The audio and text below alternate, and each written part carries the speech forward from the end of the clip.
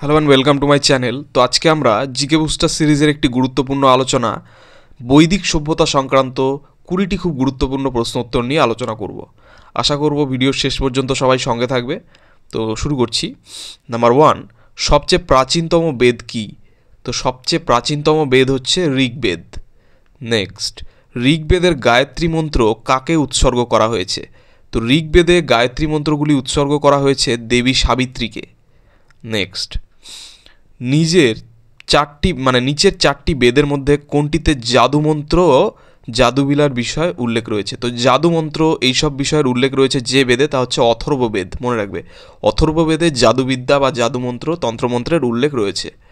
Next, Apala, Lopamudra, Gargi এই 3 বিদুষী মহিলা কোন যুগে ছিলেন? তো অপালা, লোপামুদ্রা এবং গার্গী এই 3 বিদুষী মহিলা ছিলেন বৈদিক যুগে।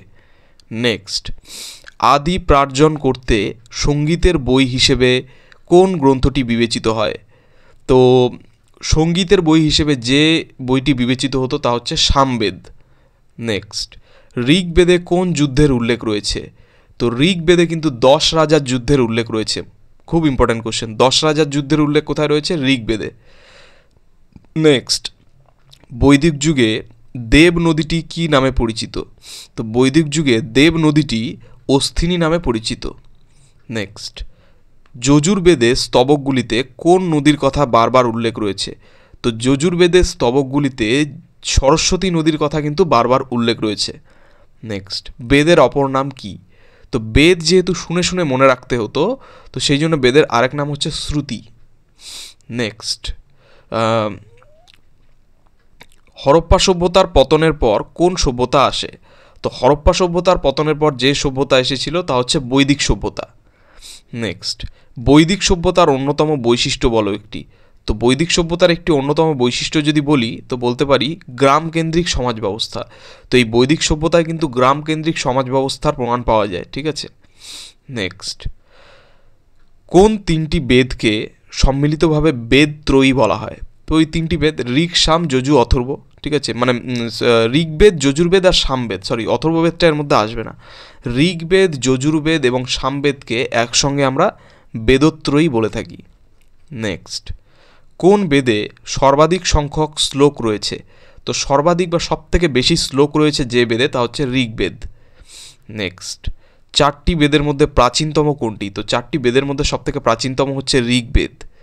নেক্সট, ঋগ্বেদে রয়েছে মোট কতটি শ্লোক?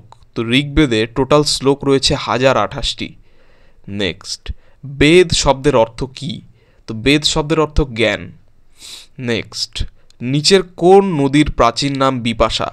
তো বিয়াস নদীর প্রাচীন নাম হচ্ছে বিপাশা। মনে রাখবে, বিয়াস নদীর প্রাচীন নাম হচ্ছে কি? বিপাশা। নেক্সট, সংস্কৃত পণ্ডিত পাণিনি রচিত অষ্টাধ্যায়ী গ্রন্থটি কার ওপরে লেখা? তো সংস্কৃত পণ্ডিত পাণিনি একটি বই লিখেছিলেন, সেটা হচ্ছে কি অষ্টাধ্যায়ী। তো এই অষ্টাধ্যায়ী গ্রন্থটি লিখেছিলেন তিনি ব্যাকরণ শাস্ত্রের ওপরে। মনে রাখবে। নেক্সট, অথর্ববেদ কতটি খণ্ডের সমষ্টি? তো অথর্ববেদ হচ্ছে 20টি খণ্ডের সমষ্টি। নেক্সট, গায়ত্রী মন্ত্রের রচয়িতা কে? তো গায়ত্রী মন্ত্রের রচয়িতা হচ্ছে বিশ্বামিত্র। তো এই ছিল 20টি বৈদিক সভ্যতা সংক্রান্ত খুব গুরুত্বপূর্ণ প্রশ্ন উত্তর। তো চ্যানেলটি ভালো লাগলে অবশ্যই সাবস্ক্রাইব করো এবং পরবর্তী আপডেটগুলি পাওয়ার জন্য অবশ্যই নোটিফিকেশন বেলটি অন করে দেবে। ধন্যবাদ।